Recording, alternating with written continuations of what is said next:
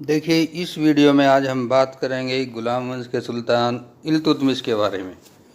तो इल्तुतमिश का समय है 1211 से 1236 ईस्वी। देखिए, भारत में तुर्क शासन का संस्थापक कुतुबुद्दीन ऐबक था। शमसुद्दीन इल्तुतमिश उसका गुलाम तथा दामाद था। जिस प्रकार से गोरी के लिए कुतुबुद्दीन था, उसी प्रकार से कुतुबुद्दीन के लिए इल्तुतमिश था। ऐबक के शासनकाल में इल्तुतमिश अनेक महत्वपूर्ण पदों पर रहा था। वह अत्यंत योग्य एवं महत्वाकांक्षी था तथा ऐबक की मृत्यु के समय बदायूं का गवर्नर था। इल्तुतमिश ने अपनी योग्यता से लगभग 25 वर्षों तक शासन किया तथा दिल्ली सल्तनत को शक्तिशाली बनाया। इसी कारण इल्तुतमिश को गुलाम वंश का वास्तविक संस्थापक कहा जाता है। जिस समय इल्तुतमिश गद्दी पर बैठा तो उसके सामने भी कुछ समस्याएं आई, चूँकि गुलाम था, और इल्तुतमिश ने अपनी योग्यता से उन समस्याओं का निराकरण किया। और इस तरह से इल्तुतमिश की कुछ उपलब्धियां हैं, जिसमें सबसे पहली है 40 मंडल का गठन। देखिए, इसको चहलगानी प्रथा भी कहते हैं। और ये जो 40 मंडल का गठन किया था इल्तुतमिश ने, अपनी स्थिति को मजबूत बनाने के लिए किया था। और इल्तुतमिश ये चाहता था कि गुलाम वंश को ज़्यादा स्थायी बनाया जाए, मजबूती प्रदान की जाए। तो इसके लिए इल्तुतमिश ने अपने प्रति निष्ठावान गुलामों का एक दल बनाया, जिसमें 40 सदस्य थे। इसी कारण इसको 40 मंडल कहा जाता है। इन लोगों को इल्तुतमिश ने प्रशासन के मुख्य पदों पर नियुक्त किया, ताकि प्रशासन सुचारू रूप से चल सके। सेकंड उपलब्धि आती है इल्तुतमिश की यल्दौज पर विजय। जिस समय इल्तुतमिश शासक बना, तब गजनी के सुल्तान ताजुद्दीन यल्दौज ने इल्तुतमिश को गजनी साम्राज्य के अंतर्गत भारतीय प्रदेशों का शासक मानते हुए उसके लिए गजनी साम्राज्य के राज चिन्ह भिजवाए थे। यल्दौज इस समय इल्तुतमिश को अपना सामंत मानता था लेकिन इल्तुतमिश के लिए ये एक अपमान की बात थी। और इल्तुतमिश ने अपना इससे बदला लेने के लिए 1215 ईस्वी में यल्दौज पर आक्रमण किया और यल्दौज को गजनी से भागने के लिए विवश किया। इस तरह से इसके बाद नंबर आता है कुबाचा पर विजय। कुतुबुद्दीन ऐबक के समय ही नासिरुद्दीन कुबाचा मोहम्मद गोरी का गुलाम था तथा उसने भी गोरी की अत्यंत सेवा की थी। उसकी स्वामी भक्ति से खुश होकर गोरी ने भी उसे कच्छ का प्रांतीय शासक नियुक्त किया था। तो इसके बाद इल्तुतमिश ने 1217 ईस्वी में कुबाचा पर आक्रमण किया तथा उसे परास्त कर दिया, और कुबाचा ने इल्तुतमिश की अधीनता स्वीकार कर ली। इसके बाद नेक्स्ट आता है मंगोल आक्रमण। देखिए, इल्तुतमिश के सामने ये एक बहुत बड़ा समस्या थी, बहुत बड़ा मुद्दा था मंगोलों का। और मंगोल जो थे मध्य एशिया में रहते थे और ये जाति बहुत ही बर्बर थी। चंगेज खां के नेतृत्व में ये संगठित हुई थी। चीन, तुर्किस्तान, इराक, मध्य एशिया तथा फारस पर अधिकार करके एक विशाल साम्राज्य की स्थापना की थी मंगोलों ने।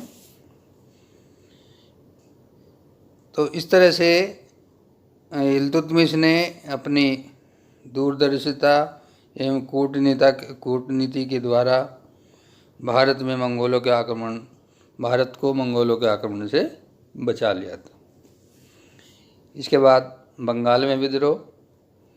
कुतुबुद्दीन ऐबक के शासनकाल में बंगाल का सामंत शासक अली मर्दान खां था। कुतुबुद्दीन ऐबक की मृत्यु के बाद अली मर्दान खां ने अपने आप को स्वतंत्र शासक घोषित कर दिया तथा दिल्ली के सुल्तान को कर भेजना भी बंद कर दिया। इस तरह से इल्तुतमिश बंगाल की बिगड़ती हुई स्थिति को सुधारना चाहता था तथा बंगाल को पुनः दिल्ली सल्तनत के अधीन करना चाहता था, परंतु यल्दौज, कुबाचा व मंगोल आक्रमण के भय के कारण पूर्व दिशा में वह चाहकर भी कुछ नहीं कर पा रहा था। इन समस्याओं के सुलझ जाने के बाद इल्तुतमिश ने एक विशाल सेना के साथ पूर्वी अभियान किया। 1230 ईस्वी में इल्तुतमिश ने पुनः बंगाल पर आक्रमण किया व बलका की हत्या कर दी। इस प्रकार बंगाल पर इल्तुतमिश का अधिकार हो गया। इसके बाद आता है पंजाब पर अधिकार। जलालुद्दीन मंगबरनी जब मंगोलों के भय से भागकर भारत आया, उस समय पंजाब पर अधिकार कर लिया तथा मंगबरनी भारत से वापस लौटा। तब तक पंजाब का शासक सैफुद्दीन करलुग को नियुक्त कर दिया। सैफुद्दीन ने पंजाब के ही अन्य भाग में शासन कर रहे खोखरों से मित्रता कर ली। सैफुद्दीन और खोखरों के कार्य से पंजाब में अव्यवस्था फैल गई। तो इस तरह से इल्तुतमिश ने एक शक्तिशाली सेना वहाँ भेजी पंजाब में और वहाँ की स्थिति को सुधारने का प्रयास किया। इसके बाद जो नेक्स्ट आता है वो है हिंदुओं से युद्ध। मोहम्मद गोरी के मरने के बाद अनेक हिंदू शासकों ने अपनी शक्ति को पुनः संगठित किया और कुतुबुद्दीन ऐबक की परेशानियों का भी इन शासकों ने लाभ उठाया। इल्तुतमिश भी अपने शासनकाल के शुरू में निरंतर परेशानियों से घिरा रहा। इन हिंदू राजाओं की ओर ध्यान नहीं दिया शुरू में और 1225 ईस्वी के बाद इल्तुतमिश ने इन राज्यों पर अधिकार करने का प्रयास किया। 1226 ईस्वी में इल्तुतमिश ने सबसे पहले रणथंभौर पर अधिकार किया। उसके बाद 1227 ईस्वी में मंडोर राज्य पर आक्रमण किया। इसके बाद 1230 ईस्वी में उसने अनेक हिंदू राज्यों पर आक्रमण किया तथा उन पर विजय प्राप्त करने में भी सफलता प्राप्त की। इन राज्यों में जो सबसे प्रमुख है वो हैं जालोर, अजमेर, बयाना, सांभर आदि। तत्पश्चात 1231 ईस्वी में इल्तुतमिश ने ग्वालियर पर आक्रमण किया। यहाँ का शासक मंगलदेव था और मंगलदेव ने लंबे समय तक इल्तुतमिश का सामना किया, किंतु अंत में उसे ग्वालियर से भागना पड़ा। कालिंजर पर आक्रमण से पता चलता है कि किस तीव्र गति से तुर्क अधिकारियों ने स्वयं को भारतीय वातावरण के अनुकूल बना लिया था। तो इस तरह से इल्तुतमिश ने अनेक हिंदू राज्यों पर भी आक्रमण करके उन्हें अपनी अधीनता स्वीकार करा दी थी। इसके बाद नेक्स्ट आता है दोआब पर विजय। देखिए, जिस समय इल्तुतमिश शुरू में कठिनाइयों से घिरा हुआ था, उसी समय बदायूं, कन्नौज, बनारस आदि प्रदेश स्वतंत्र हो गए थे और अपनी स्थिति को मजबूत बनाने के लिए इल्तुतमिश ने इन राज्यों की ओर कोई ध्यान नहीं दिया था। उसके बाद एक के बाद एक करके बदायूं, कन्नौज तथा बनारस पर आक्रमण किए और सफलता प्राप्त की। और लास्ट में जो अंतिम उपलब्धि मानी जाती है इल्तुतमिश की खलीफा से सम्मान की प्राप्ति। देखिए ये बहुत बड़ी उपलब्धि है इल्तुतमिश के लिए।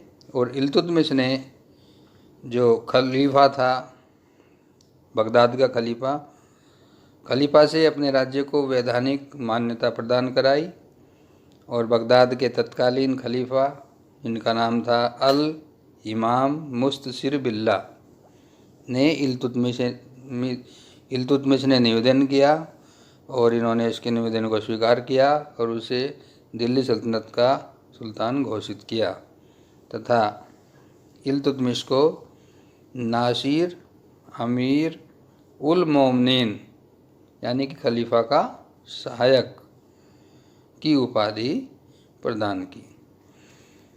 तो इस तरह से इल्तुतमिश का जो था 30 अप्रैल 1237 ईस्वी में देहांत हो गया। इल्तुतमिश एक दूरदर्शी तथा चतुर राजनीतिज्ञ था। उसका स्थान इतिहास में अत्यंत महत्वपूर्ण माना जाता है।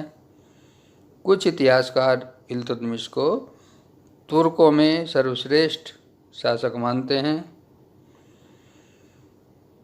उल्लेखनीय है कि कुतुबुद्दीन ऐबक के समान इल्तुतमिश भी एक गुलाम से सुल्तान के पद तक पहुंचा था। धन्यवाद।